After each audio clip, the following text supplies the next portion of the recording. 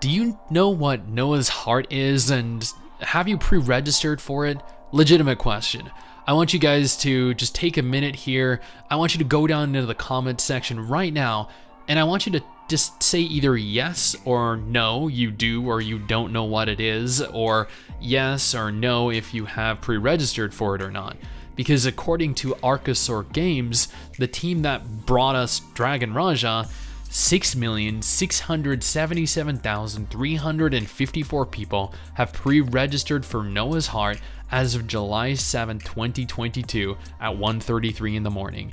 Yesterday, July 6th, they were at 6.5 million, meaning they have gone up by almost 200,000 pre-registered players over a period of 24 hours. And the day before that, they were at slightly above 6.1 million, meaning they'd went up by almost 400,000 pre-registered players over the previous 24 hours. However, unfortunately, I don't have a screenshot for that one. So either this is going to be even larger than Genshin Impact, potentially becoming the largest gacha game, the largest MMO, the largest video game release of 2022, potentially of all time at this rate, or something is wrong. Before we go any further though, I do want to give a quick shout out to all of our patrons over on Patreon. While this channel is technically monetized due to the nature of a lot of the content, Patreon allows for me to at least make something off of these videos, so kudos guys, you guys rock.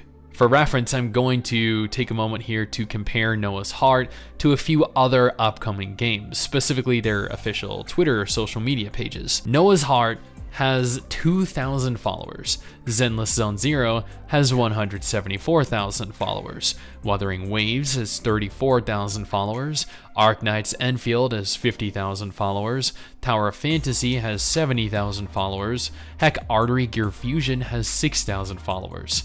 And you know how many likes each game's Twitter averages? Noah's Heart averages 20 to 30 likes per tweet. Zenless Zone Zero averages several thousand. Wuthering Waves averages several thousand. Arknight's Enfield averages several thousand. You guys see a reoccurring theme here? Tower of Fantasy, well, admittedly, it averages like 600 to 1,200. Dude, even Artery Gear Fusion averages hundreds of likes per tweet. You mean to tell me, out of almost 7 million pre-registered players, only 2,000 of them decided to follow your Twitter? You mean to tell me out of almost 7 million pre-registered players, only 20 to 30 of them choose to like your tweets? Come on. After Googling around a little, I quickly learned that many other people were of the same impression that I was, that Archosaur Games were probably artificially inflating their numbers. Sure, it's not unrealistic to expect millions of players to be interested in a brand new gacha game, but at the same time, Mrs. Stix and I have both played Noah's Heart, and it is a stinking pile of trash. It's inferior to Tower of Fantasy in every single aspect.